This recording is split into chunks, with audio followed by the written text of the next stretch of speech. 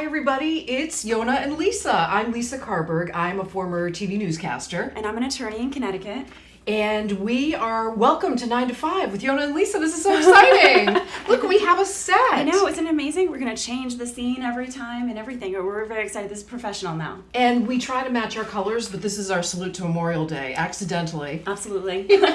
Very nice. So, yeah, it's really fun to be here with you and grow our Facebook page. We've gotten so many likes and so many comments about it. Yeah. Someone did call us ditzy, though, I have to say. Or you told me that. But we decided that's better than a bimbo, right? Isn't right. it? Yes, it's not great. But, you know, you're going to expect that, right? We're having fun, and a lot of men happen to be watching our video segment that we did, too. I wonder why. You never know. But a lot of women, we do well with women. Yes. So in keeping with the women that do watch and the parents that are out there, we have more substantive what do you call it today? Information. Topic we have a guest. Today, yes. We have another attorney who is a criminal attorney. Yes, he's a criminal attorney. And he's going to come on and he's going to talk about different issues with people who are minors or young college kids and what are the repercussions if they get arrested for certain crimes. So I think that's going to be really substantive for our audience. It's really news you can use, parents, especially if you're approaching the teenage years or you're already in them, because he gets the calls from parents and he has to go fight for the teenagers. So we'll be providing you with that. And in the meantime, it was nice to see you at the walk. We brought our 10-year-olds. Yes, we did. We did a charity race last weekend, and I worked really hard to be able to run 3 miles, and I now feel crippled since then. But it was funny because you brought your 10-year-old girl, and I had my 10-year-old boy, and I think you said to them, why don't you guys all play together? Yeah, I said, why don't you, and Jake had his friend with him, and I said to Ashley, here, why don't you guys all hang out? And the looks on their faces was like, my son was like, a girl? Oh my gosh, you want us to hang out with a girl? It was very awkward. It was so cute. Ashley came up to me, she goes, Mommy, I want to be with you the whole day. I'm like, oh, you didn't like that? No, it's tough to force 10-year-olds to be together, but it was great. It was a great walk for a great cause. Walk, and I'm really glad to have gone out and done it. So anyway, we'll go to our guest now. Ryan McGuigan is going to come out and talk about important issues with minors. Welcome, Ryan. How are you? Good, how are you? I'm very well. We really Thank you very appreciate much it. for having me. I Really appreciate do. it. So I was learning while we were talking before the show, even though I'm an attorney, this is a real specific area of law that you have to practice regularly to know all the ins and outs of it, and I was even learning from you. So yeah, I in preparation, I probably took about 2 hours just to refresh my recollection on a lot of the topics that you wanted to talk about. But I deal with them on a daily basis. So these are common issues with teenagers. Yes. Okay, listen up. They're the most common issues with teenagers is going to be drugs and alcohol, unfortunately, and the collateral consequences of what happens once your teen meets a police officer in an automobile and they have things in the automobile that they shouldn't have. Give us a scenario. What do you see? Sure. The most common one would be just 3 kids driving down 395, and they have. What ages are you really referring to? Anything from 16. It seems to be. Well, this is since the dawn of the automobile. From 16 years old, right when you get your driver's license, is right when you start getting in trouble with the law, especially boys. This is like the. You guys have, you have a boy. I don't know what you have. A girl. I have 5 of them. By the way, out of the woodwork. You have a brand new baby. I have a brand new baby. How's that? Are you sleeping at all or no? No. 5 kids, everybody, 14 and under. Take this information with a grain of I salt. have the Ryan most has not been understanding sleeping. wife in the world. I love you. Thank you for coming, even though you have the lack of sleep. Yes. We appreciate that. But the most common scenario would be an automobile stop on, like, say, 395, and the kids have booze and or drugs in the car. And I just want to interrupt you. So if they get pulled over, from an attorney's perspective, what should the kids in the car do if they're pulled over and they want to be given a sobriety test? Do you recommend they refuse it, or? Well, no. There's 2 parts to the sobriety test. It would be the field sobriety test, otherwise known as the California test. Okay. Is that this? That's this part, and it's the walk and I can't turn. even do it sober. It's a one-legged stand. It's a horizontal gaze, nystagmus. It's a series of tests to determine whether or not you're impaired, that your driving abilities have been impaired.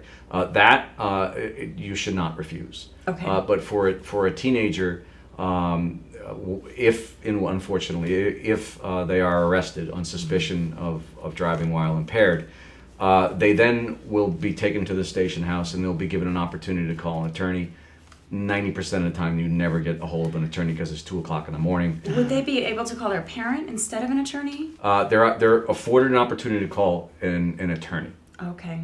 Some of them do call their parents, but they're afforded an opportunity. The law says that they have to be afforded an opportunity to call a parent. But by virtue of them having a driver's license, it is understood that they then have to take there's implied consent to take the field sobriety, to take the chemical test. Okay. However, if they're under 21, I do not recommend that they do that because do what? Which one? To take the chemical test. Chemical test. You have to perform the field sobriety test, or else you'll be arrested immediately. Okay. However, when you get to the station house, the law in Connecticut is zero tolerance. So if it registers that you have any alcohol in your system, it's not 0.08. Okay. Where for the three of us, Right. If we were drinking and driving, you can drink and drive. You just can't drink over the limit of 0.08, Right, where it's right. just understood that you're impaired So at that these point. kids can't drink at all. They're At under all, 21. no. Period. Correct. Okay. correct. Okay. And So, that's- and this test you're talking about, is that what we call the blow test? the that's chemical what people test. know. The chemical test. Okay. So that's So, the one that if they any do that, alcohol. if they have any alcohol in their system, that would be any alcohol. Okay. Then they're going to be arrested for operating under the And influence. before we were talking about not only the drinking part of it, but the marijuana. You gave a scenario. I think some kids were at a party or something. Yeah, like tell us about that. Yeah. Well, you'll have, and especially in the summertime, these kids with block parties, or they'll go out to the woods and they have a keg. I mean, back in the 80s, when I was a young We're kid, not that Don't be old. ashamed of the 80s. we would have We all lived it. there'd be a keg of beer, and there's a bonfire or whatnot, and then invariably there's just some old crotchety old 40-year-old fossil who calls the cops. Neighbor, Who's right? now me. Fossil. Yes, no, but that's me. That's my point. And he calls the police because he doesn't like the noise. And then the cops show up, and of course the whole place smells like a skunk because everybody's smoking marijuana these days. And what'll happen is if you're under 21 and you're caught with marijuana, I've had this countless times where you'll have a police officer and they'll tell your children, they'll say, you know what, I'm not going to bother with the booze. I'm just going to forget the fact that you have any booze. However, I have to give you a ticket for, you got marijuana on you. Okay. But all you got to do is just pay the ticket. You don't even have to tell your parents. What, is because it sort it's of an like a infraction. speeding ticket? It's an infraction, yeah. Okay. So, Infraction, so okay. so they've That's like decriminalized the driving. possession of it as Okay, long as it's less gotcha. than a half an ounce. Okay. Which most kids don't have any more than half an ounce. Half an ounce is a lot. So they'll usually have some on them, and the cop will just say, it's a $125 ticket, just pay it. Okay. And And then your they- parents don't have to know they Right, and so they just write them a ticket, they hand them the okay. ticket, you don't have to go to court, you don't have to tell your parents, nobody will ever know. And they just And the stick kid it- goes, oh, this is great, he's really cut me a break. So immediately they go, they get a check, and they write out a check, and then they send it in. Problem.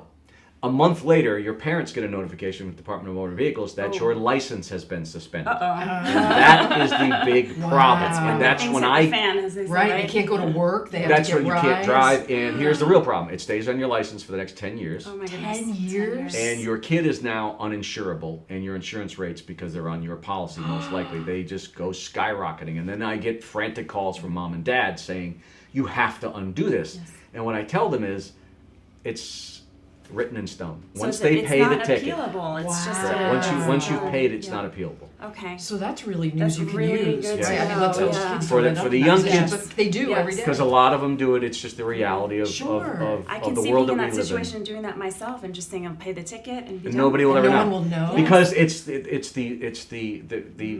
the officer is almost entrapping them Encouraging. to tell them. Yes. And they do it, and I know it because I've talked to cops before, they do it with a chuckle. Oh, And they that's know horrible. that Yeah, it's going to that's- cause them problems. Oh, that's really interesting, and that's Very It's good for us to know. And the other thing we want to talk about, it's a little bit of a maybe uncomfortable subject, but we want to talk about statutory rape. This is something I see even locally. We really want to understand: can your senior high school child get arrested for taking, say, a freshman to the prom? Is that even a possibility? For just going to the prom? Well, no. how but- about going to the prom and kissing them? Yeah, No. what are the ages Yes. and what's... Sure. The ages that you need to know are 13 and 16. Okay. So if your child is over the age of 16 years old, then they can do whatever they want. But I'll actually get back to that because Okay. there's a pitfall in that. Okay. But from 16 on, anybody can engage in consensual sexual contact with anybody that they want to. Unless they're younger. Right. Right. Once you're Yes, 16 or older, you can do whatever you With want. the people that are on your older own. with you. However, Okay. from 13 to 16 years old, you cannot engage in a sexual act with anybody that's over 3 years older than you are. Okay. So Okay. 13 and 16 would be okay, but it'd be 13 and 17 that would be a problem, Cur- depending on the months of their births. right? If you're over 3 years older, Yes, one from day. 13 to Yeah, 16, if you're okay. older 3 years Okay. older, so if she's 14 and you're 17, but you're 17 and a day older than she is, that is a Okay. felony. Okay. That's a okay. felony, you That said. is a felony. And what does that mean? How long does that And stay on your it's- record? For the rest of your life, and it's mandatory jail time as well. So it is a grave circumstance. Does that land you on that list, the Yes, predator list? yes, it does. How And long would that happen for? For that would be 10 years. Oh my goodness. And there's really no way around that because it's statutory, right? Correct. Okay.